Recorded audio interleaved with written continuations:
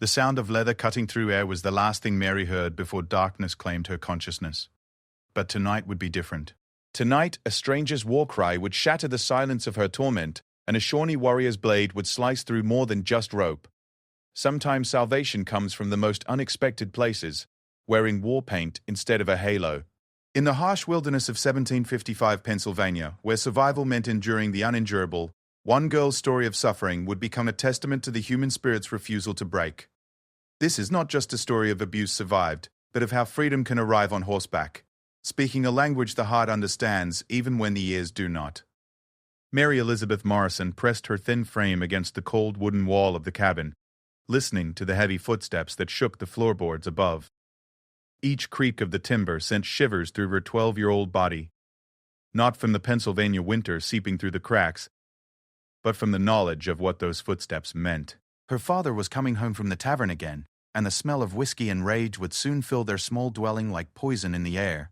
The Morrison cabin sat isolated in the dense forests outside Fort Duquesne, a lonely structure that seemed to absorb darkness rather than light.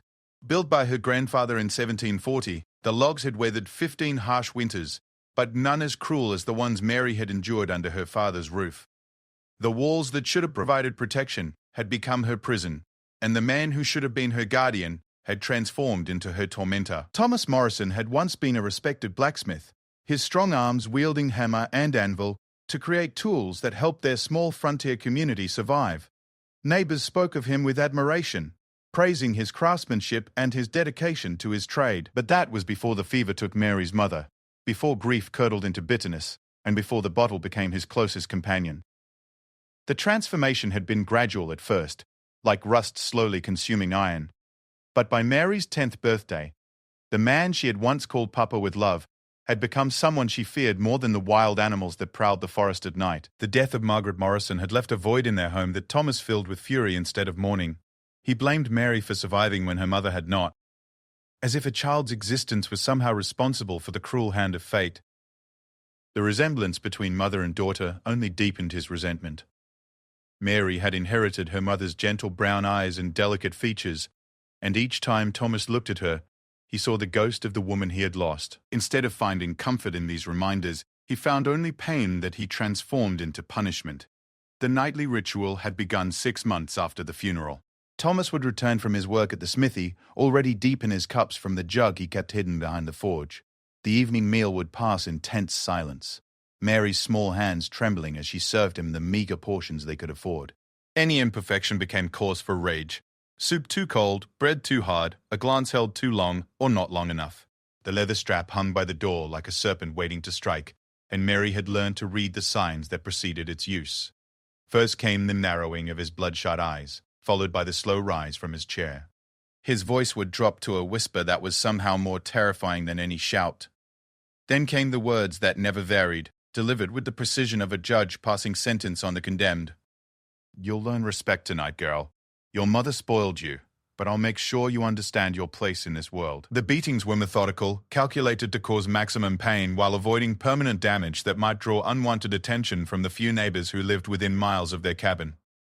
Thomas had been careful to position their home far from prying eyes, claiming he valued privacy and independence. In truth, he had created the perfect environment for his cruelty to flourish unchecked. Mary had learned to endure in silence, biting her lip until it bled, rather than give him the satisfaction of hearing her cry out. She discovered that tears only made him angrier, that pleas for mercy fell on ears deafened by alcohol and rage. So she retreated deep inside herself during those terrible moments, imagining she was somewhere far away, perhaps with her mother, in whatever peaceful place the dead inhabited. During the day, when Thomas worked at his forge, Mary found small mercies in solitude. She would tend to their meager vegetable garden, mend their threadbare clothing, and lose herself in the few books her mother had treasured. Margaret Morrison had been an educated woman, rare for the frontier, and she had passed on her love of learning to her daughter. Hidden beneath a loose floorboard, in what had been her parents' bedroom, Mary kept her mother's journal and a small collection of books that included Robinson Crusoe and a volume of Shakespeare's plays. Reading became Mary's escape from the harsh reality of her daily existence. In the pages of those precious books, she discovered worlds where good triumphed over evil, where the innocent were rescued, and where love conquered hatred. These stories fed a flame of hope in her heart that even her father's cruelty could not completely extinguish. She began to dream of a different life, one where she might find the kind of happiness that seemed to exist only in fairy tales. The isolation of their cabin meant that Mary had little contact with the outside world. Occasionally, traders would stop by to have Thomas repair their tools or shoe their horses, but these visits were brief and offered no opportunity for Mary to seek help. Thomas was careful to present a facade of normalcy during these encounters, and Mary had learned not to speak unless directly addressed. The bruises and welts were always hidden beneath long sleeves and high collars, invisible evidence of her suffering. Winter deepened around their cabin like a siege, cutting them off even further from human contact. The snow piled high against their windows, and the wind howled through the trees, with a voice that seemed to echo Mary's own silent screams. Food became scarcer as their stored provisions dwindled, and Thomas's temper grew shorter with each passing day. The cold made everything worse, from the ache in Mary's healing wounds to the bitterness that seemed to freeze in the air between father and daughter. It was during one of these brutal winter nights that Mary first heard the stories that would change everything. A grizzled fur trapper named Jonas Whitfield had sought shelter from a fierce blizzard, and Thomas, needing the coins the man offered for lodging, had grudgingly allowed him to sleep by their fire. As the wind raged outside, Whitfield shared tales of the frontier, speaking of French and British conflicts, of Indian raids, and of the complex relationships between settlers and the various tribes that called these lands home. Among his stories, one captured Mary's imagination with particular force. Whitfield spoke of the Shawnee, describing them not as the savage monsters that most settlers feared, but as a proud and complex people with their own codes of honor and justice. He told of Shawnee warriors who had shown mercy to captives, of adoptions into the tribe that had saved lives, and of a culture that valued bravery and compassion in equal measure. Most intriguing to Mary was Whitfield's account of Shawnee attitudes toward children. Unlike the harsh discipline that characterized frontier life, he explained, the Shawnee rarely struck their young. Children were considered gifts from the Great Spirit, to be guided with patience rather than punished with violence. The concept was so foreign to Mary's experience that she initially doubted its truth, but something in the old trapper's voice convinced her that he spoke honestly. That night, as Thomas snored heavily in his drunken stupor, and Whitfield lay wrapped in furs by the dying fire, Mary allowed herself to imagine what life might be like among people who valued kindness over cruelty. The fantasy was dangerous, she knew, but it provided a comfort that had been absent from her life for too long. She began to wonder if there might be alternatives to the existence she had always assumed would be her fate. The next morning, Whitfield departed with the dawn, leaving behind only the lingering scent of tobacco and the powerful impression his stories had made on Mary's hungry imagination. She watched from the cabin window as his figure disappeared into the forest, carrying with him the tantalizing possibility that somewhere beyond the walls of her prison, different ways of living might exist. Spring arrived slowly that year, reluctantly releasing winter's grip on the land. As the snow melted and the first green shoots appeared in Mary's garden, she found herself spending more time outdoors, ostensibly tending to chores, but actually listening to the sounds of the awakening forest. She had begun to notice things that had escaped her attention before: the calls of various birds, the rustle of small animals in the underbrush, and occasionally, sounds that seemed too purposeful to be natural. Sometimes, when the wind was right, she thought she heard the distant sound of drums carrying across the valleys. Other times, she caught glimpses of movement in the tree line that suggested human presence. The frontier was becoming more dangerous as tensions escalated between French and British forces, and various Indian tribes were choosing sides in what would soon become a full-scale war. Thomas had spoken of increased Indian activity in the region, and his warnings to Mary about venturing too far from the cabin had become more frequent and more urgent. Despite the danger, or perhaps because of it, Mary found herself drawn to the possibility of encounter. Her life had become so unbearable that even the risk of capture seemed preferable to the certainty of continued abuse. She began to venture slightly farther during her daily tasks, always ready to run back to the cabin if necessary, but hoping that fate might intervene in some unexpected way. The change in Thomas's behavior had become more pronounced as spring progressed. The end of winter meant more activity at his forge, which should have improved his mood, but instead seemed to increase his volatility. Customers complained about his work being shoddy or incomplete, and word was spreading that the Morrison smithy was no longer reliable. This damage to his reputation only fueled his anger, and Mary bore the brunt of his frustration with increasing frequency and intensity. The beatings had evolved beyond mere discipline to become expressions of pure rage. Thomas no longer bothered with explanations or justifications for his violence. Mary's very existence seemed to anger him, and she found herself walking on increasingly fragile ground, never knowing what minor action might trigger an explosion of fury. Her body had become a map of barely healed wounds and fresh injuries, and she had grown skilled at moving carefully to avoid aggravating the constant pain that had become her companion. It was during one of these darkest periods that Mary made a discovery that would prove crucial to her survival. While searching for firewood in the forest behind their cabin, she stumbled upon a small cave hidden behind a curtain of hanging vines. The opening was barely large enough for a person to squeeze through, but inside, the space opened into a cavern big enough to shelter several people. More importantly, it was completely hidden from view, and offered a potential refuge if she ever found the courage to use it. Mary began to secretly stock the cave with supplies, blankets stolen from their cabin, dried food saved from her meager portions, and even one of her mother's books wrapped carefully in oiled cloth. She told herself she was simply being prudent, preparing for some undefined emergency. But deep in her heart, she knew she was planning for escape. The question was not whether she would eventually run, but when, and what would finally drive her to take such a desperate step.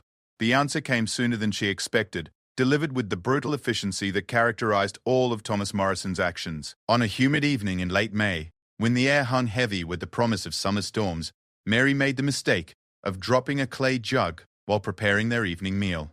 The crash of breaking pottery seemed to echo through the cabin like thunder, and the silence that followed was more ominous than any scream. Thomas rose from his chair with the deliberate slowness of a predator preparing to strike, his eyes bloodshot from a day of drinking, fixed on Mary with an intensity that made her blood freeze in her veins. She had seen that look before, but never quite so pure in its malevolent focus.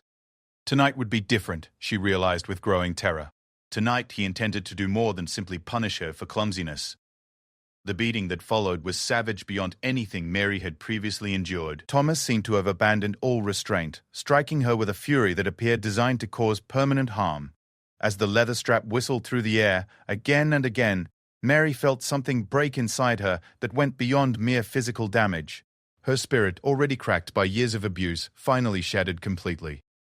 When Thomas finally exhausted himself and stumbled away to collapse in his bed, Mary lay motionless on the cabin floor, her body a symphony of agony, and her mind floating in a strange state between consciousness and oblivion. But within that floating sensation, a new thought emerged with crystalline clarity. She would not survive another night like this one. If she remained in this cabin, her father would eventually kill her, whether intentionally or through the simple accumulation of damage he inflicted. As dawn light crept through the cabin windows, painting the walls with deceptively peaceful hues, Mary Morrison made the decision that would change the course of her life forever. She would run, and she would take her chances with whatever dangers waited in the wilderness. Death in the forest seemed preferable to the certain destruction that awaited her under her father's roof. The only question now was when opportunity would present itself, and whether she would have the strength to seize it when the moment came. The opportunity Mary had been waiting for arrived 3 weeks later, carried on the wheels of misfortune that seemed to follow the Morrison family like a persistent shadow.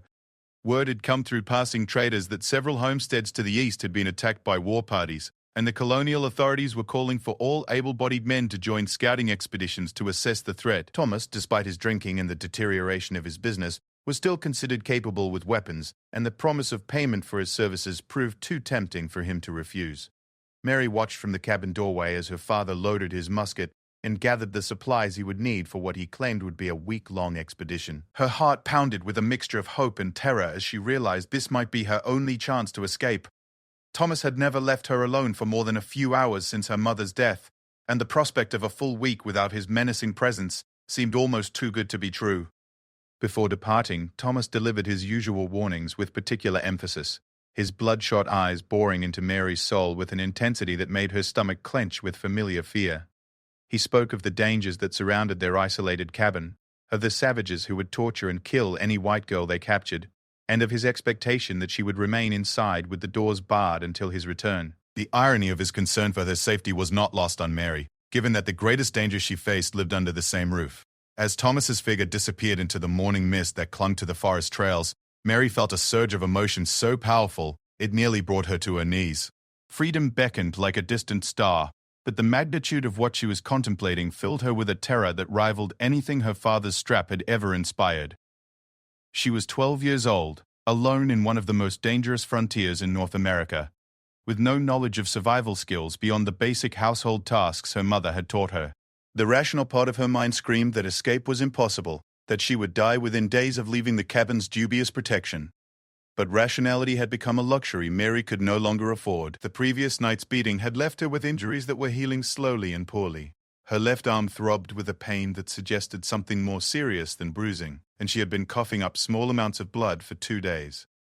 Whether from internal injuries or simple exhaustion, Mary knew her body was beginning to fail under the constant assault.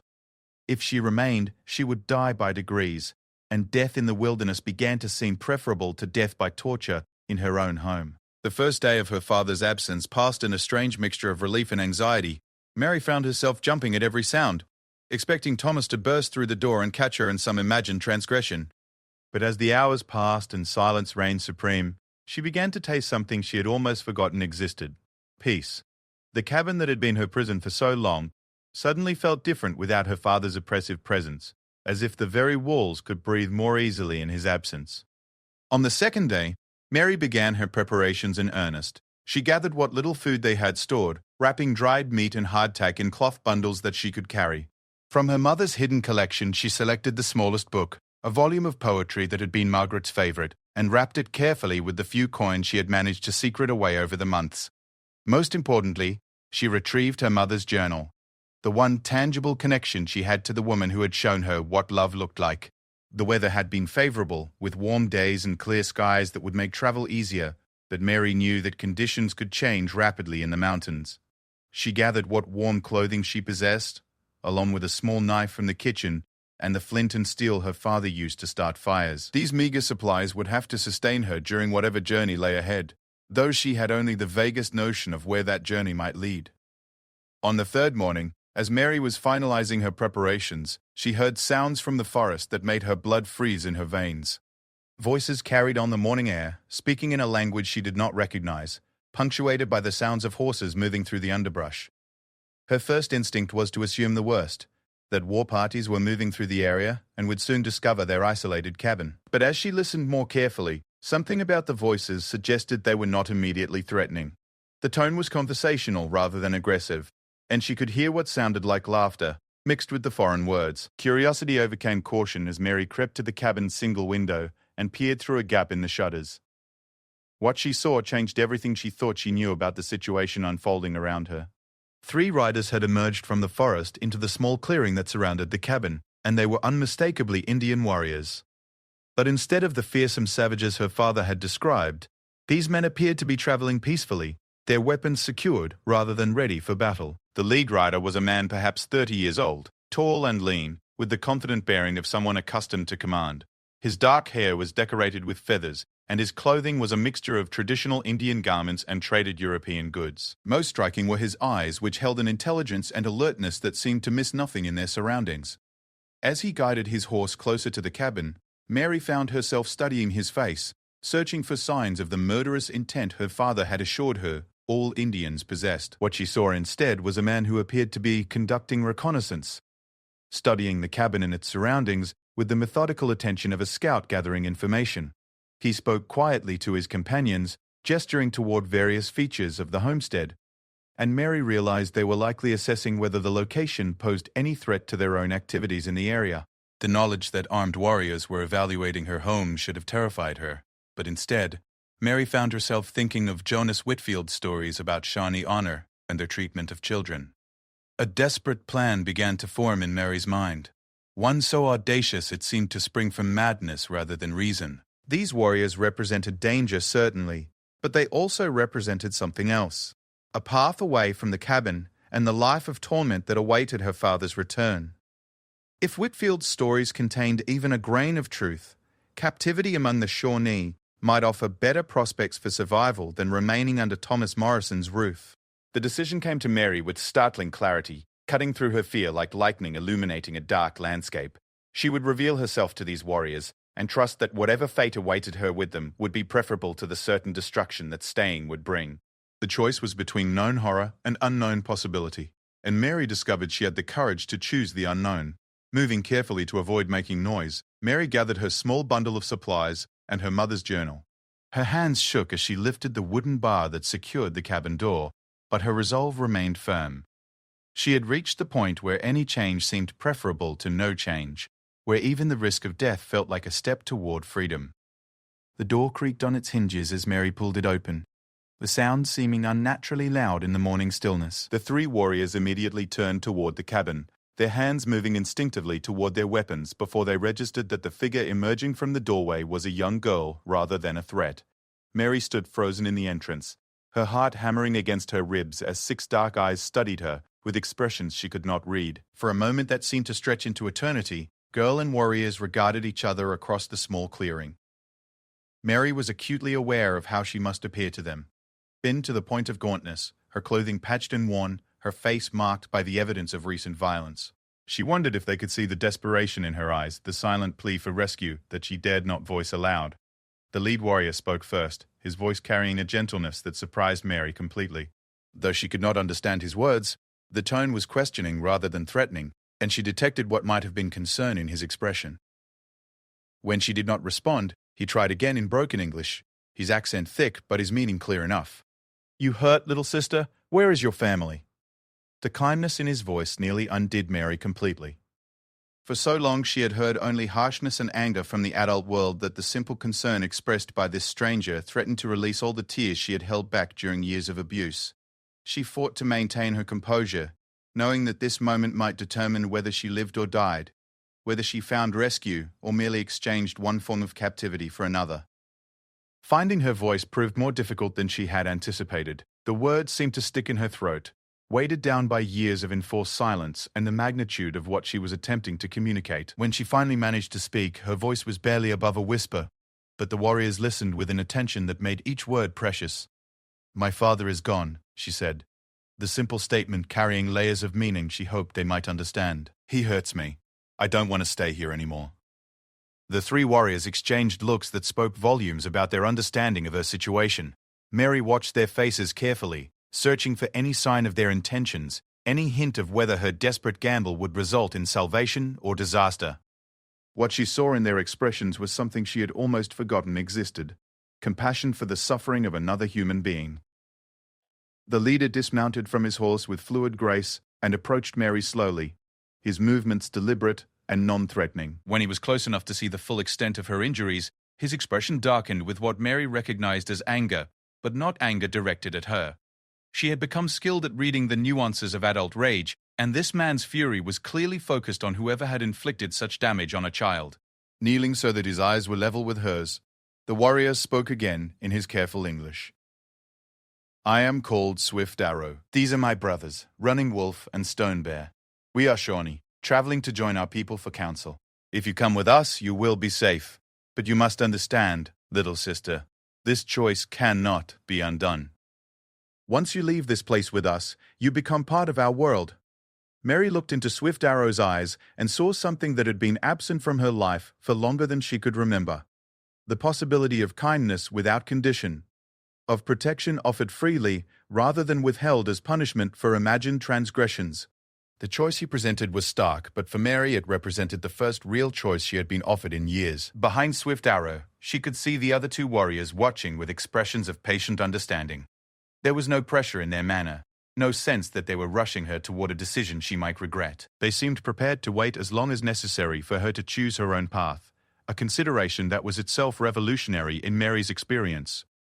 The sound of approaching horses suddenly shattered the morning stillness, and Mary's heart clenched with terror as she recognized the rhythm of hoofbeats that could only belong to her father, returning unexpectedly from his expedition. The peaceful moment of decision was about to be destroyed by Thomas Morrison's return, and Mary realized that if she was going to act, she had to do so immediately. Without hesitation, she stepped toward Swift Arrow and spoke the words that would seal her fate and alter the course of her life forever. "Please take me with you. I want to go with you now." The urgency in her voice was unmistakable, and the approaching hoofbeats had not escaped the warrior's notice. Swift Arrow rose quickly and lifted Mary onto his horse with the smooth efficiency of someone accustomed to rapid departures. Running Wolf and Stone Bear were already mounted and ready to ride, their eyes scanning the forest trails for signs of approaching trouble. As they prepared to leave, Mary caught sight of her father's figure emerging from the tree line. his face dark with fury as he recognized the scene unfolding before him. Thomas Morrison spurred his horse forward with a roar of rage that echoed through the forest, but the Shawnee warriors were already in motion, their mounts carrying them swiftly away from the cabin and toward the unknown future that awaited them all. Behind them, Thomas's shouts of anger and threats of pursuit faded into the distance, becoming just another unpleasant memory that Mary was determined to leave buried in the life she was abandoning. As Swift Arrow's horse carried her deeper into the wilderness, Mary felt something she had not experienced in years: hope for tomorrow, and the possibility that somewhere ahead lay a world where she might find not just survival, but the chance to discover who she was meant to be when fear was no longer her constant companion. The horse beneath Mary moved with a rhythm that was both foreign and strangely comforting as they raced through the Pennsylvania wilderness. Swift Arrow's strong arms encircled her protectively, shielding her from low-hanging branches and ensuring she remained secure on the animal's back. The sensation of being protected rather than threatened was so alien to Mary's experience that she found herself fighting back tears of relief that had nothing to do with fear and everything to do with the overwhelming realization that her nightmare might finally be ending. For the first hour of their flight, the warriors maintained a punishing pace, putting as much distance as possible between themselves and the Morrison cabin. Mary could hear her father's pursuit somewhere behind them, his angry shouts occasionally echoing through the forest, but the sounds grew fainter with each passing mile, until they disappeared entirely into the vast wilderness. Swift Arrow and his companions knew these forests with an intimacy that Thomas Morrison could never match, and they used that knowledge to their advantage, following game trails and hidden paths that would confuse any pursuer. When they finally slowed their pace near a creek that wound its way through a grove of ancient oaks, Mary felt as if she had awakened from a long and terrible dream. The world around her seemed more vivid than it had in years, from the dappled sunlight filtering through the canopy above to the gentle sound of water flowing over smooth stones. Even the air tasted different here, cleaner somehow, free from the oppressive atmosphere that had poisoned every breath she had taken in her father's presence. Swift Arrow helped Mary dismount near the water's edge, his movements careful and considerate as he guided her to a fallen log where she could sit and rest. The other warriors, Running Wolf and Stone Bear, began tending to their horses and checking their equipment with the efficient precision of men accustomed to life on the trail. Mary watched them work, marveling at the easy camaraderie between the three men and the complete absence of the tension that had characterized every interaction in her previous life. As they rested by the stream, Swift Arrow began to speak to Mary in his careful English, his words chosen thoughtfully to bridge the vast cultural divide between them. He explained that they were traveling to a gathering of Shawnee clans that would determine their response to the growing conflict between the French and British. The location was several days' journey to the northwest, in territory that was considered safe from both European armies and the roving bands of militia that had made travel dangerous for all native peoples. Mary listened carefully to every word. Hungry for information about the world she was entering and the people who had offered her sanctuary, Swift Arrow seemed to understand her need for understanding and took time to explain customs and expectations that would help her navigate her new circumstances. He spoke of the Shawnee concept of family, which extended far beyond blood relations to include those who were adopted into the tribe, and of the responsibilities that came with belonging to a community that valued mutual support above individual gain. Most importantly for Mary, Swift Arrow addressed her fears about how she would be received by his people. He explained that the Shawnee had a long tradition of adopting captives and refugees, integrating them fully into tribal society rather than keeping them as outsiders or slaves. Children were especially welcome, as they represented the future of the tribe and could learn Shawnee ways more easily than adults. Mary's youth, rather than being a liability, was actually an advantage in her new circumstances. The warriors also began teaching Mary practical skills she would need during their journey. Running Wolf showed her how to move quietly through the forest, stepping carefully to avoid breaking twigs or rustling leaves that might alert enemies to their presence. Stone Bear demonstrated how to read the subtle signs of the trail, pointing out disturbed earth and broken vegetation that revealed the passage of other travelers. These lessons were delivered with patience and good humor, treating Mary as a student rather than a burden. As evening approached, the group made camp in a sheltered valley where a spring provided fresh water and the surrounding hills offered protection from observation. Mary watched in fascination as the warriors prepared their evening meal, using methods and ingredients that were completely foreign to her frontier experience. Instead of the simple fare she had known, they produced dried corn, beans, and squash from their traveling packs, along with jerked venison and wild herbs that added flavor and nutrition to their food. The meal itself was a revelation to Mary. not just because of the unfamiliar but delicious tastes, but because of the atmosphere in which it was consumed. There was conversation and even laughter around the small fire, a stark contrast to the tense silence that had characterized meals in the Morrison cabin. The warriors included Mary in their discussions, asking about her knowledge of the local area, and listening to her responses with genuine interest rather than dismissing her as a child whose opinions held no value. That first night sleeping under the stars proved to be one of the most peaceful of Mary's life. Wrapped in a soft deerskin blanket provided by Stone Bear, she lay listening to the gentle sounds of the forest around them and marveling at the absence of fear that had been her constant companion for so long. Swift Arrow had positioned himself between Mary and the perimeter of their camp, a gesture of protection that she recognized and appreciated, but his presence felt reassuring rather than threatening. For the first time in years, Mary fell asleep without wondering what horrors the morning might bring.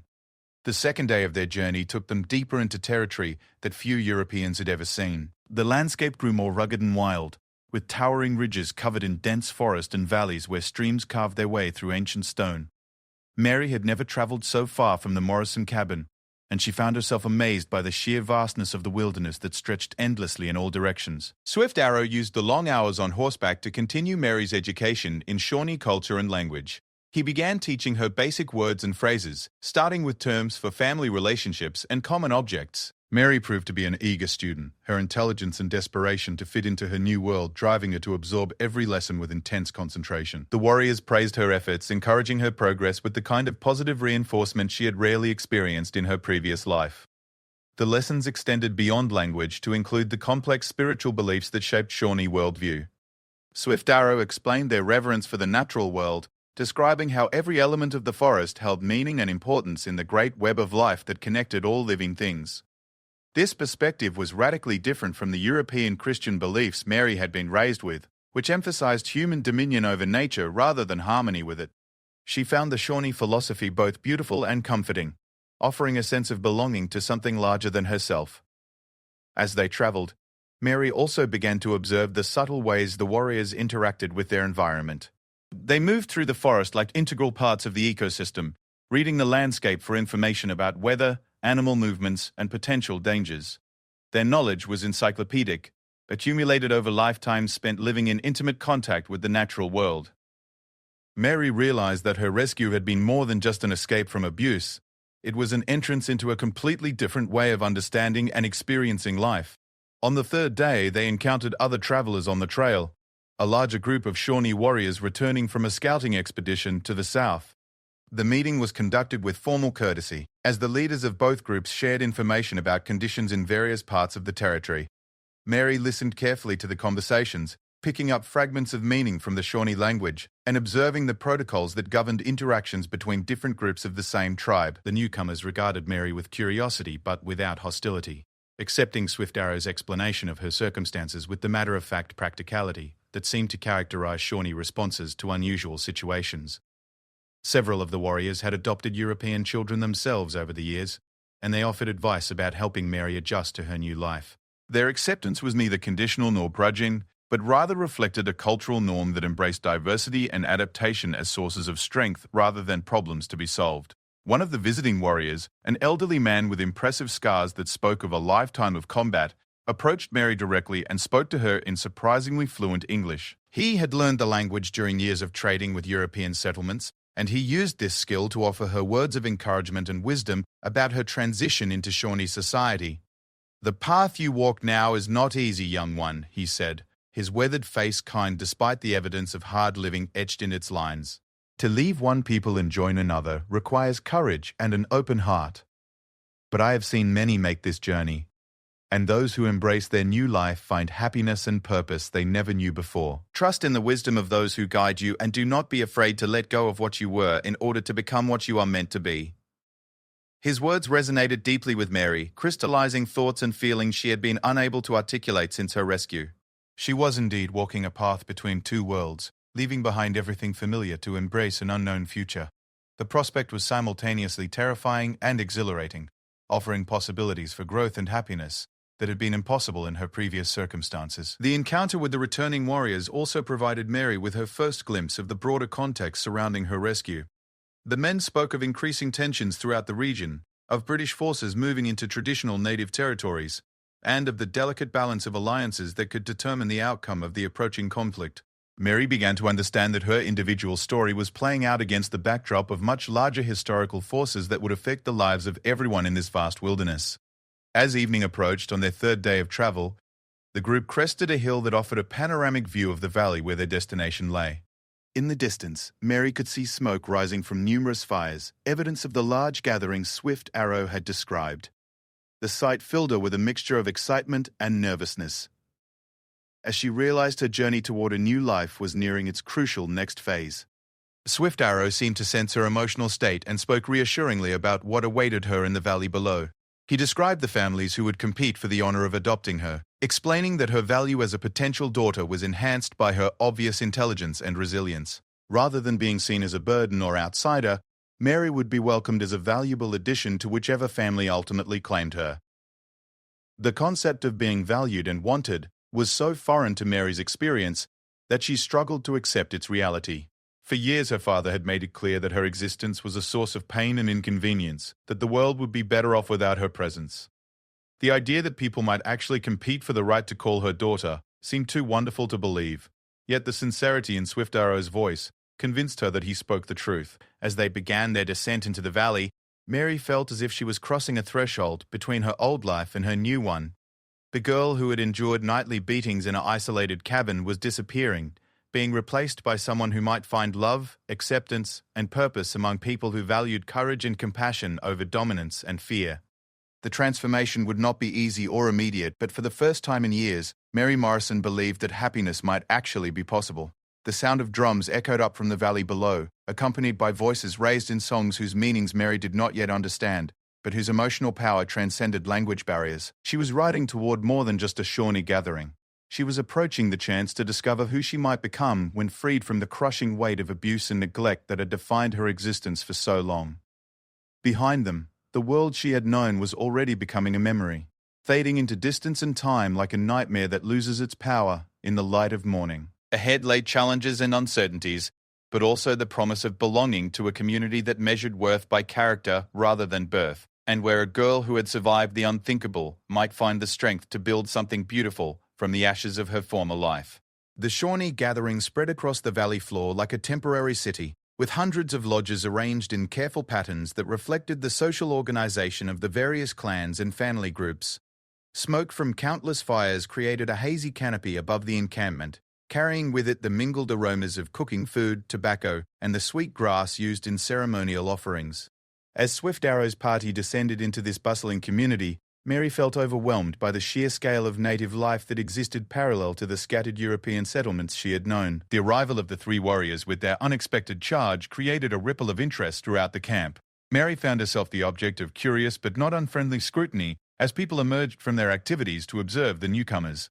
Children ran alongside their horses, chattering excitedly in Shawnee while their parents followed at a more dignified pace. The attention was unlike anything Mary had experienced, focused but not judgmental, as if these people were genuinely interested in learning her story rather than finding reasons to condemn or dismiss her. Swift Arrow guided his horse towards the center of the encampment, where the lodges of the tribal leaders were located. Mary noticed that the structures here were larger and more elaborate than those on the periphery, decorated with painted symbols and hung with trophies that spoke of their owner's status and accomplishments. The entire camp reflected an organizational complexity that challenged everything Mary had been taught about native peoples, revealing a sophisticated society with its own hierarchy and customs. Near the largest lodge, a group of elderly men and women had gathered to receive Swift Arrow's report.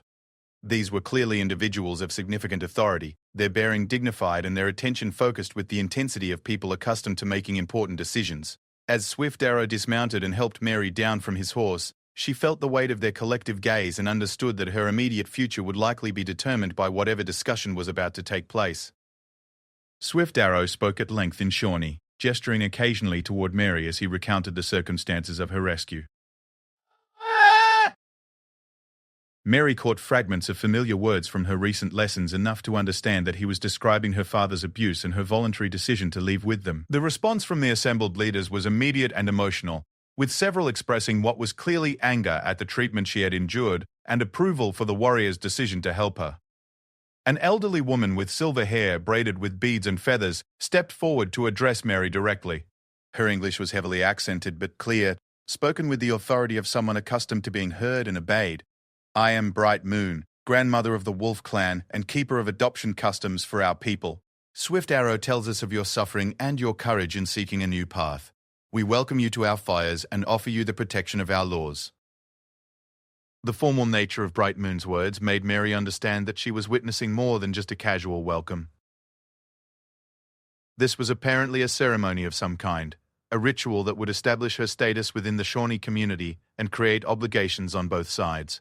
She listened carefully as Bright Moon continued, explaining the process by which Mary would be integrated into tribal society. According to Shawnee custom, Mary would spend the next several days living with different families, allowing both sides to assess compatibility before a permanent adoption was arranged. This practice ensured that new tribal members were placed with families that could provide not just physical care, but emotional support and cultural guidance. Mary would have some say in the final decision, though the wisdom of the elders would ultimately determine what arrangement best served both her needs and the interests of the tribe. The first family to volunteer their hospitality was that of Stone Bear, the quiet warrior who had been part of her rescue party. His wife, Laughing Water, stepped forward with a warm smile and extended hands that Mary recognized as an invitation to come with her. Stone Bear's lodge was located in a section of the camp designated for warriors and their families, surrounded by similar structures that housed the backbone of Shawnee military strength. Laughing Water proved to be a patient and gentle teacher, as she began Mary's introduction to Shawnee domestic life. The interior of their lodge was a revelation to Mary, who had known only the crude simplicity of frontier cabins. Here, every item had both practical function and artistic beauty. From the intricately woven baskets that held household goods to the decorated clothing that hung from carved wooden pegs, the space felt warm and welcoming in a way that the Morrison cabin never had, designed for comfort and community rather than mere survival. The first lesson involved proper behavior within the lodge, including protocols for entering and leaving, appropriate seating arrangements, and the courtesies expected between family members. Mary learned that Shawnee social interactions were governed by complex but logical rules that emphasized respect for elders, consideration for others, and the maintenance of harmony within the household. These customs felt natural to her after years of navigating the minefield of her father's unpredictable moods, though their purpose here was to create peace rather than avoid violence. Laughing Water also began teaching Mary practical skills that would be essential for any Shawnee woman. She learned to identify and prepare different types of food, from the Three Sisters crops of corn, beans, and squash, to various wild plants that provided nutrition and medicine. The knowledge was vast and detailed, accumulated over generations of women who had perfected the art of sustaining life in the wilderness. Mary found herself fascinated by the depth of understanding these people possessed about their natural environment. Evening brought new experiences as Stone Bear's extended family gathered around their fire for the evening meal. Mary was introduced to his elderly parents, two brothers with their wives and children, and a sister who had recently given birth to her first child. The conversation flowed easily among the family members, punctuated by laughter and the kind of gentle teasing that indicated deep affection and security within the group.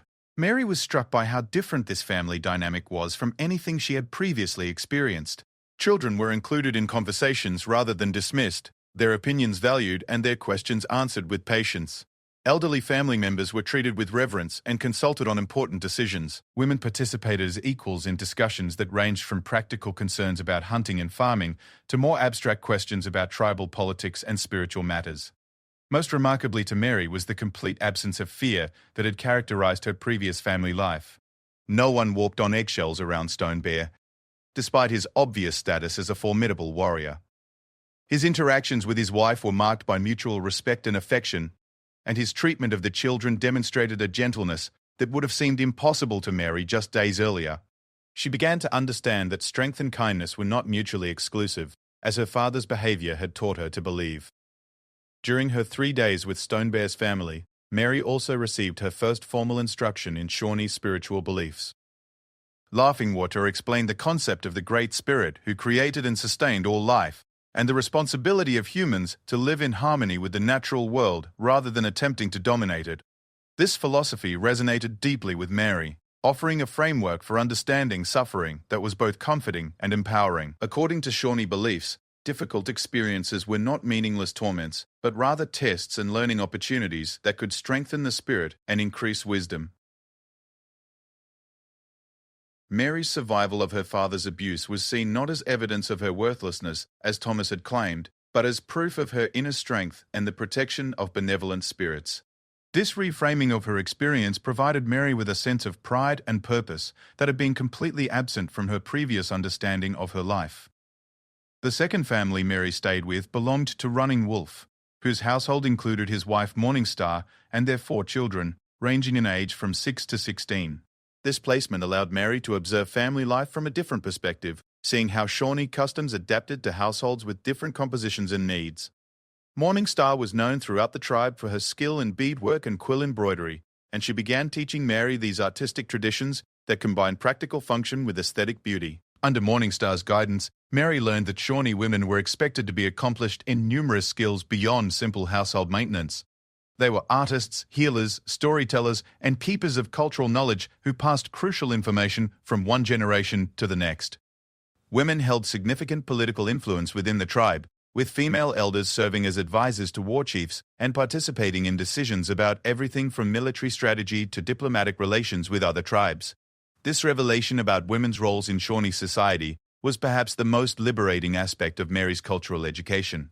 In her previous life, she had been taught that female existence was defined by subservience to male authority, and that her highest aspiration should be silent obedience. Here, she discovered a world where women were valued for their intelligence, creativity, and spiritual insight, where female strength was celebrated rather than suppressed.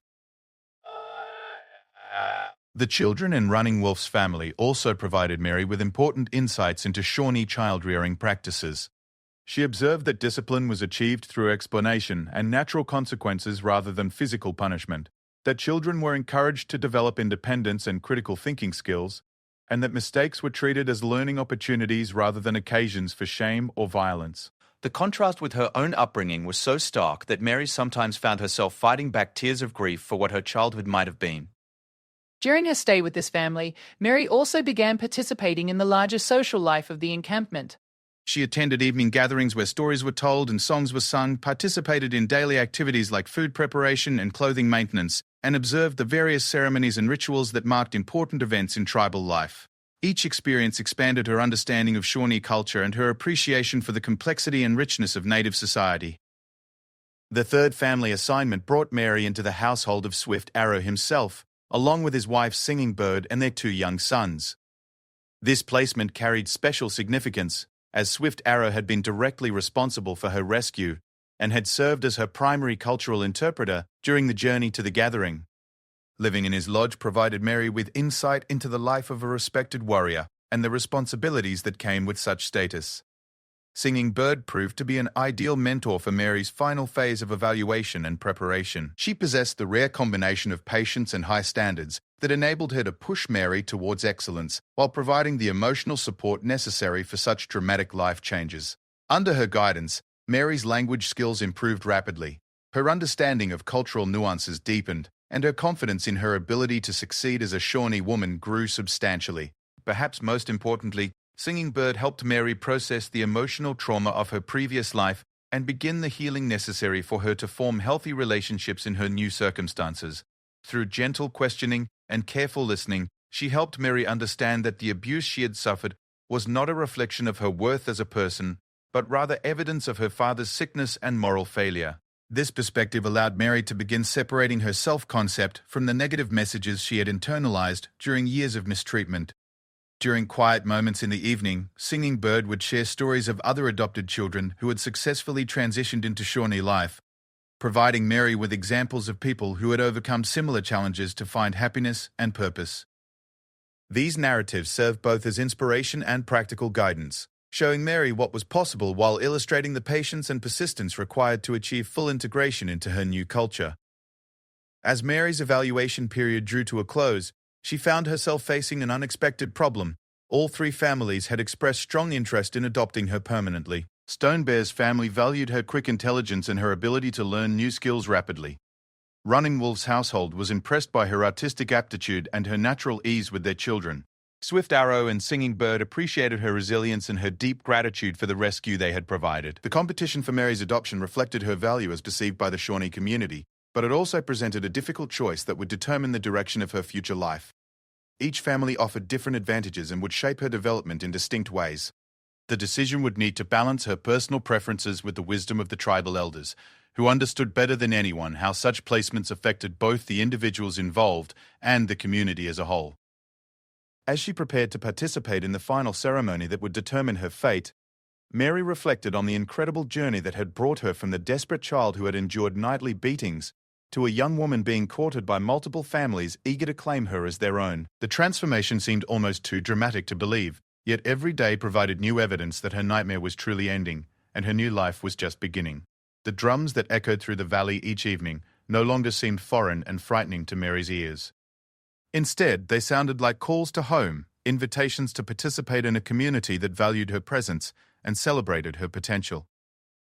Tomorrow would bring the ceremony that would officially seal her adoption and her transformation from Mary Morrison into whoever she was destined to become among the Shawnee people. Tonight, she fell asleep not to the sound of angry voices and violent threats, but to gentle lullabies sung by children who already considered her their sister. The morning of the adoption ceremony dawned clear and bright, with autumn sunlight filtering through the canopy of golden leaves that surrounded the Shawnee encampment. Mary woke before sunrise, her stomach churning with a mixture of excitement and nervousness that had kept her restless throughout the night. Today would mark the official end of her old life and the beginning of her new identity as a member of the Shawnee Nation. The magnitude of this transformation felt almost overwhelming, yet she was ready to embrace whatever the ceremony would bring. Singing Bird helped Mary prepare for the day with special care, dressing her in clothing that had been carefully crafted for the occasion. The dress was made from soft deerskin, decorated with intricate beadwork in patterns that held spiritual significance for the Shawnee people. The garment felt different against Mary's skin than anything she had worn before, simultaneously practical and beautiful, in a way that seemed to embody the Shawnee approach to life itself. As they walked toward the ceremonial ground at the center of the encampment, Mary noticed that the entire tribe had gathered to witness her adoption. This level of community participation was both humbling and overwhelming, as she realized that her personal transformation was being treated as an event of significance for the entire group. The Shawnee understood that each new adoption strengthened the tribe and represented hope for the future, making every ceremony a celebration of renewal and growth. The three families who had competed for the honor of adopting Mary were seated in prominent positions near the ceremonial fire, each group displaying the quiet dignity that characterized Shawnee public behavior. Mary looked at each family in turn, remembering the kindness and patience they had shown her during her evaluation period, and feeling grateful for the opportunity to have known them all, regardless of which one ultimately claimed her.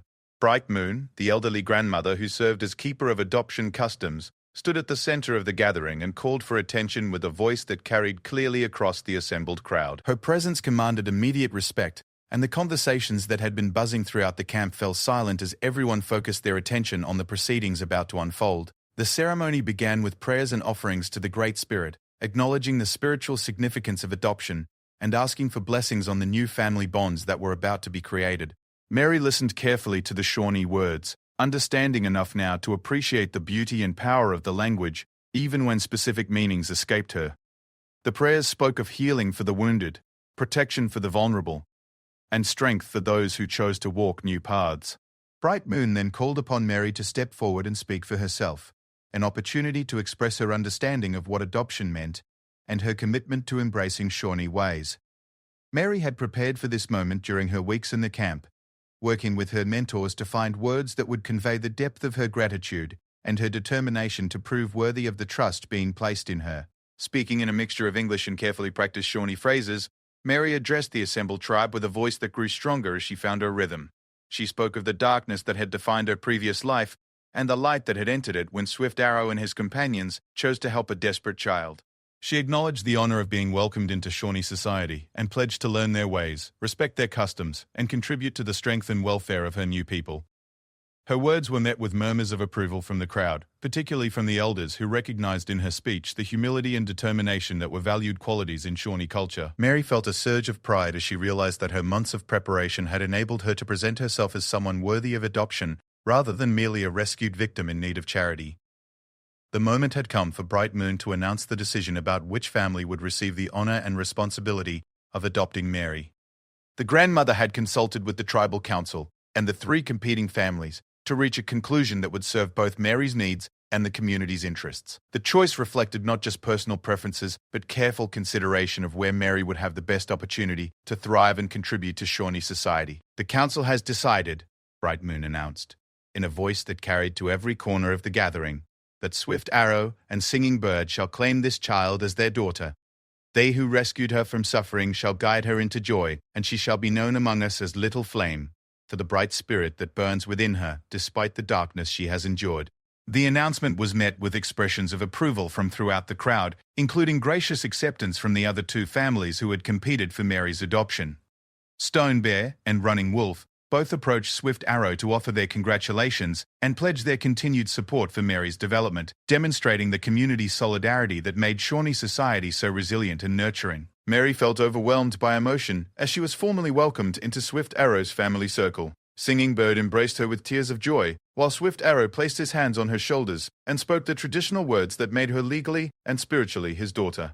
The two young boys, who were now her brothers, accepted her with the easy adaptability of children, already planning adventures they would share and lessons they would teach their new sister. The ceremony continued with the formal presentation of Mary's new name and the spiritual significance it carried. Little Flame represented both her survival of the trials that had threatened to extinguish her spirit and the bright potential she possessed to illuminate the lives of others. The name was not merely a label but a prophecy and a challenge, calling her to live up to the qualities that had enabled her to survive and would guide her future growth. Following the formal adoption, the celebration shifted to a feast that had been prepared by the entire community. Tables laden with traditional foods were arranged throughout the camp, offering everything from succulent roasted venison to sweet maple cakes that melted on the tongue. The variety and abundance of the feast reflected the prosperity and generosity of the Shawnee people, as well as their commitment to marking important occasions with appropriate ceremony. During the meal, Mary found herself surrounded by well-wishers who wanted to congratulate her on her adoption and welcome her officially into the tribe. Many shared stories of their own adoption experiences or those of family members, creating a tapestry of narratives that illustrated the Shawnee tradition of embracing outsiders and transforming them into integral community members. These stories provided Mary with a broader context for her own experience and helped her understand that her journey, while unique in its details, followed patterns that had strengthened the tribe for generations. As evening approached, the celebration evolved into storytelling and music that would continue late into the night. Mary sat between her new parents listening to ancient tales that conveyed the history and values of her adopted people. Swift Arrow occasionally translated complex passages or explained cultural references that helped Mary appreciate the deeper meanings embedded in the narratives. These stories were not merely entertainment, but educational tools that transmitted crucial knowledge about Shawnee identity and purpose. The music that accompanied the stories was unlike anything Mary had experienced in her previous life. The rhythm seemed to pulse with the heartbeat of the earth itself, while the melodies soared and dipped like birds riding the wind currents above the forest canopy. Singing Bird taught Mary some of the simpler songs, helping her participate in the community expression of joy and unity that marked such occasions. Late in the evening, as the youngest children were carried off to bed and the gathering began to wind down, Swift Arrow took Mary aside for a private conversation that would mark the true beginning of her new life. They walked together to a quiet spot overlooking the valley where the camp spread out below them like a constellation of small stars, each fire representing a family and the bonds that held the community together. Swift Arrow spoke to Mary about the responsibilities that came with her new identity as Little Flame, daughter of the Wolf clan and member of the Shawnee Nation. He explained that her adoption was not the end of her transformation, but rather the beginning of a lifelong process of growth and contribution. She would be expected to master the skills necessary for Shawnee womanhood, to contribute to the welfare of her family and tribe, and to pass on the knowledge and values she acquired to future generations. More importantly, Swift Arrow addressed the emotional healing that Mary would need to complete in order to fully embrace her new life. He acknowledged that the scars left by her father's abuse would not disappear overnight, and that there would be difficult moments when memories of her previous suffering would threaten to overwhelm her progress. However, he assured her that she was not alone in this healing process, that her new family and the entire community would support her through whatever challenges lay ahead. As they talked, Mary felt a profound sense of closure regarding her previous life and excitement about the future that stretched ahead of her. The girl who had endured nightly beatings in an isolated cabin truly was gone, replaced by Little Flame, a young woman with the potential to become anything she chose to pursue. The transformation was both complete and just beginning, marking the end of one chapter of her story and the opening of another filled with infinite possibilities. The months that followed Mary's adoption proved to be a time of rapid growth and deepening integration into Shawnee life. Winter brought the tribe to their permanent villages, where Mary continued her education in the complex skills required for survival and success in native society. She learned to work with traditional crafts like pottery and weaving, mastered the preparation of foods that would sustain the tribe through the cold months, and began studying the medicinal properties of various plants and herbs. More importantly, Mary began to heal emotionally from the trauma of her childhood. The consistent kindness and support of her new family provided a foundation of security that allowed her to gradually release the fear and hypervigilance that had characterized her previous existence. She learned to trust that adults would protect rather than harm her, that her opinions and feelings had value, and that she deserved love and respect simply by virtue of being human. The healing process was not without its challenges. Sometimes Mary would wake from nightmares about her father's violence, or find herself flinching from sudden movements that reminded her of past beatings. During these difficult moments, Singing Bird was always there to provide comfort and reassurance, helping Mary understand that such reactions were normal responses to trauma and would fade with time and patience.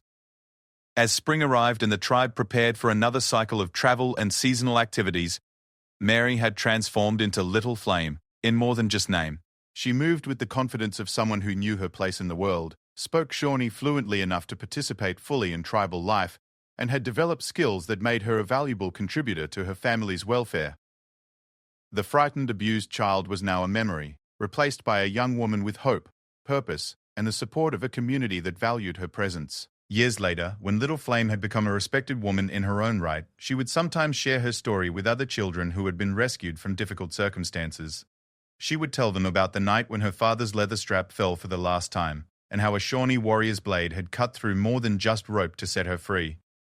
But most importantly, she would tell them that survival was not the end of their story, but the beginning, and that with patience, courage, and the support of people who truly cared, it was possible to transform even the darkest experiences into sources of strength and wisdom. The sound of drums no longer reminded Mary of danger approaching, but of home calling her to participate in the ongoing celebration of life that defined Shawnee culture. She had learned that freedom was not simply the absence of abuse, but the presence of love, respect, and the opportunity to become the person she was meant to be. In finding her place among the Shawnee people, Little Flame had discovered not just safety, but the joy of belonging to something larger and more beautiful than she had ever dared to imagine possible. The girl who had once pressed herself against cabin walls in terror now stood proudly in the center of the camp, ready to face whatever challenges and opportunities the future might bring. Her transformation was complete, yet ongoing, a testament to the human spirit's capacity for healing and the power of communities that choose compassion over cruelty, inclusion over exclusion, and hope over despair. Little Flame had found her true family, and in doing so, had found herself.